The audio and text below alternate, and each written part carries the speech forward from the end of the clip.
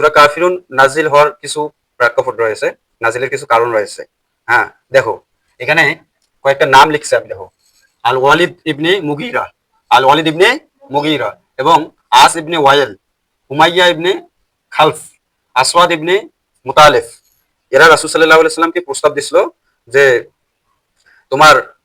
তোমরা আমাদের মানে মন্দিরে এসে 1 বছর ইবাদত করবা এবং আমরা তোমাদের মসজিদে যে 1 বছর ইবাদত করবো।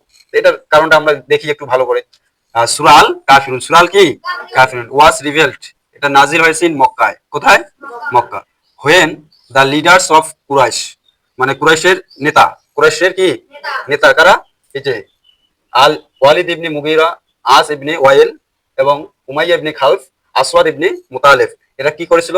যে আস্কড, জিজ্ঞেস করেছিল বা প্রস্তাব দিয়েছিল প্রফেট মুহাম্মদ সাল্লাল্লাহু আলাইহি সাল্লাম two compromise in religion, in religion, মানে ধর্মের ব্যাপারে এরা সমঝোতা করতে চাইছিল। আল্লাহ রাসূল সাল্লাল্লাহু আলাইহি সাল্লামকে প্রস্তাব দিয়েছিল। দে প্রপোজড, মানে প্রস্তাব দেয় দ্যাট যে হি ওয়ারশিপ দেয়ার আইডলস ফর 1 ইয়ার, যে রাসূল তাদের মূর্তি কাছে যে 1 বছর ইবাদত করবে। কয় বছর ইবাদত করবে? মানে মূর্তির সামনে থাকবে রাসূল সাল্লাল্লাহু আলাইহি সাল্লাম, মূর্তির সামনে গিয়ে কয় বছর ইবাদত করবে? এটা কে প্রস্তাব দিল? কুরাইশদের নেতারা, কুরাইশদের নেতারা প্রস্তাব দিল। হ্যাঁ, and they would worship Allah for 1 year, এবং তারা আরো প্রস্তাব দিল যদি যদি মুহাম্মদ সাল্লাল্লাহু আলাইহি সাল্লাম 1 বছর মূর্তির পূজা করে, মূর্তির কাছে মাথা নত করে, তাহলে আমরা আল্লাহর কাছে 1 বছর মাথা নত করব। তো Allah rejected this proposal by revealing this সূরা, আল্লাহ তাদের যে প্রস্তাব এটা প্রত্যাখ্যান করলেন এই সূরা নাজিলের মাধ্যমে। তারা প্রস্তাব দিল কিন্তু আল্লাহ এটা কি করলেন? রিজেক্ট করলেন, প্রত্যাখ্যান করলেন এই সূরা নাজিলের মাধ্যমে।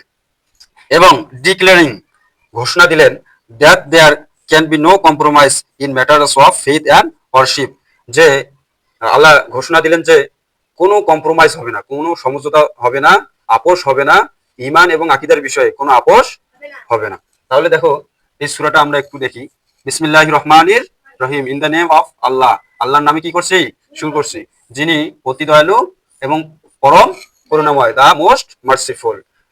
তাহলে প্রথম আয়াত দেখো, কুল ইয়া আইয়ুহাল কাফিরুন, আই সে ও ডিসবিলিভার, বলা হলো যে কুল, হে নবী আপনি বলুন, হে কাফেররা, হে কাফেররা, আই সে, বা নবীকে বলা হলো যে আপনি বলুন, ও ডিসবিলিভার, ও অবিশ্বাসীরা, ও অবিশ্বাসীরা বা কাফেররা। দ্বিতীয় আয়াতে বলা হয়েছে লা আবুদু মা তাবুদুন, আই ওয়ারশিপ নট দ্যাট, আমি তার ইবাদত করি না। হ্যাঁ, হুইচ ইউ ওয়ারশিপ মা তাবুদুন, তোমরা যার ইবাদত করো। মানে নবী বলতেছে তোমরা যে মূর্তির পূজা করো বা মূর্তিকে সেজদা দাও, হ্যাঁ তোমরা তার ইবাদত করো, আমি তার ইবাদত করি না। ঠিক আছে।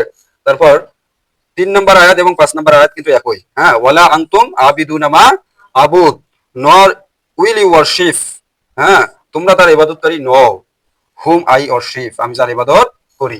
নবী বলতেছেন যে তোমরা তার ইবাদতকারী নও, মানে তোমরা তো মূর্তির পূজা করো, আর আমি কার কার ইবাদত করি? আল্লাহর ইবাদত করি। ঠিক আছে। 4 নম্বর আয়াতে দেখো, ওয়ালা আনা আবিদুম মা আবাদতুম, and I shall not worship, আমি তার ইবাদত করি না, that which you are worship, যার ইবাদত তোমরা করো। ঠিক আছে। তারপর 5 নম্বর আয়াত কিন্তু আবার ওয়ালা আনতুম আবিদুনা মা আবুদ, nor will you worship whom I worship, হ্যাঁ তোমরা যার ইবাদত করো আমি তার ইবাদত করি না, বা আমি যার ইবাদত করি তোমরা তার ইবাদত করো না। শেষের আয়াতে বলা হলো লাকুম দীনুকুম ওয়ালিয়া দিন, to you be your religion, তোমাদের কর্মের ফল তোমাদের কাছে, হ্যাঁ and to me my religion, এবং আমার ধর্ম আমার কাছে বা আমার কর্মফল আমার কাছে। এই সূরা নাজিলের মাধ্যমে রাসূল সাল্লাল্লাহু আলাইহি সাল্লামের উপর যে বার্তা আল্লাহ পাক রব্বুল আলামিন দিয়েছেন সেটা হচ্ছে যে আল্লাহ তাআলা দ্বীনের ব্যাপারে বা ধর্মের ব্যাপারে কোনো সমঝোতা বা আপোষ চলবে না, এইটা আল্লাহ পাক রব্বুল আলামিন রাসূলকে জানিয়ে দিয়েছেন। এবং